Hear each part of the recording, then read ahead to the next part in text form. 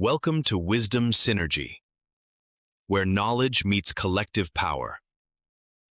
Wisdom Synergy, the day we bulldoze beauty. Have you ever looked at an old photograph and thought, wait a minute, how did we go from that to this? Not just technology, not just culture. I'm talking about the buildings, the soul of our cities, the fingerprints of the people who came before us. Because something strange happened during the last century, we are told humanity has progressed. We have artificial intelligence, supercomputers, smartphones, satellites orbiting the Earth. We can video call someone on the other side of the planet while sitting on a toilet scrolling memes. Yet somehow, many of the buildings being constructed today feel less inspiring than the buildings built over 100 years ago. And tonight, I want to explore a question that most people never stop to ask. Why? Not whether history is fake, not whether some lost civilization built everything. Just one simple question. Why did we stop building beauty? Because once you start looking into it, the story becomes difficult to ignore. Let's go back to the early 1900s. Cities were competing with each other, not for social media followers, not for clicks, not for viral videos. Cities competed through architecture. Train stations looked like palaces. Banks looked like temples. Libraries looked like cathedrals. Courthouses looked like monuments meant to survive 1,000 years. Every city wanted to make a statement. Every city wanted to say, we matter. And they said it with stone, marble, granite, copper, columns, domes, hand-carved ornamentation. Details so intricate that most people today would assume they were created by machines.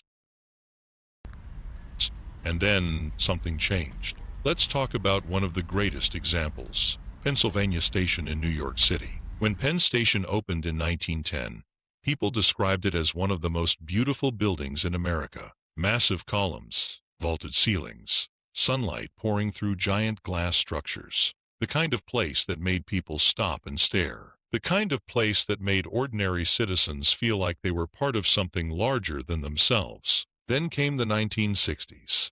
The building wasn't destroyed by war. It wasn't destroyed by fire. It wasn't destroyed by an earthquake. It was demolished on purpose, piece by piece, stone by stone. One of America's architectural masterpieces was reduced to rubble, and what replaced it? An underground station and an arena. Think about that for a moment. A civilization builds something magnificent, then decides it would rather have something practical. That pattern repeats again, and again, and again. The Singer Building, gone. The Chicago Stock Exchange Building, gone. The New York Produce Exchange, gone. Historic theaters, gone. Historic train station, gone. Historic civic buildings, gone. Some became parking lots. Some became office towers. Some became highways. The question isn't whether these demolitions happened. They did. The photographs exist. The records exist. The wrecking balls existed. The question is why? Why would a society willingly destroy some of its greatest artistic achievements? The mainstream explanation is simple: economics, maintenance costs, modernization, efficiency, and to be fair, those are legitimate reasons. Old buildings can be expensive, cities grow, needs change. But here's where things get interesting. The replacement structures often weren't more beautiful, they weren't more inspiring, they weren't more ambitious. They were simply cheaper, faster, more efficient. And maybe that's the real story. Maybe we didn't lose the ability to build beauty. Maybe we lost the willingness. Think about the mindset shift. The people who built these old structures weren't asking, what's the cheapest possible option? They were asking, what can we create that will outlive us? That's a very different way of thinking. One mindset builds monuments. The other builds spreadsheets. One leaves behind cathedrals. The other leaves behind quarterly earnings reports.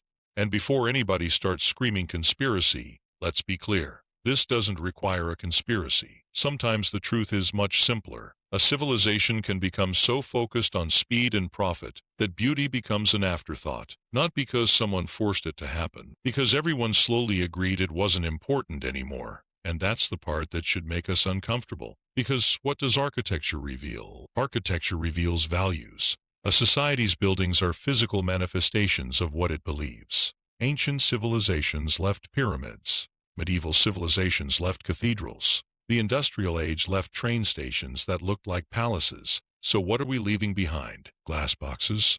Concrete cubes? Parking garages. If somebody looked back at our civilization 500 years from now, what would they conclude? Would they see a culture obsessed with beauty or a culture obsessed with convenience? Because convenience is addictive, convenience whispers. Beauty demands effort, convenience says. Good enough, beauty says. Make it extraordinary. Maybe that's why these old photographs hit people so hard. They're not just pictures of buildings. They're pictures of priorities. They're reminders that people once believed public spaces deserved wonder, that train stations deserved grandeur, that libraries deserved elegance, that ordinary people deserved to walk through places that inspired them. Today we often treat beauty as a luxury, something optional, something extra. But maybe beauty isn't extra. Maybe beauty is nourishment. Maybe humans need beauty the same way we need stories, music, meaning, purpose. Maybe that's why so many people feel disconnected from the modern world. Not because technology is evil, not because progress is bad, but because somewhere along the way we stopped asking whether the things we build feed the human spirit. The old builders weren't perfect. Their era had plenty of problems.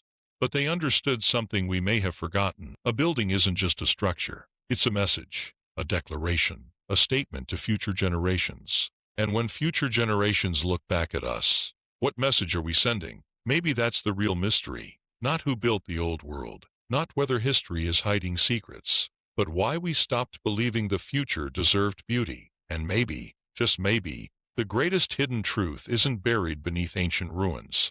Maybe it's hidden in plain sight, in old photographs, in demolished train stations, in abandoned theaters, in the silent question those buildings still ask us today. What happened to our imagination? This has been Wisdom Synergy, and remember, the most dangerous thing you can do is stop accepting the world as it is and start asking why it became that way.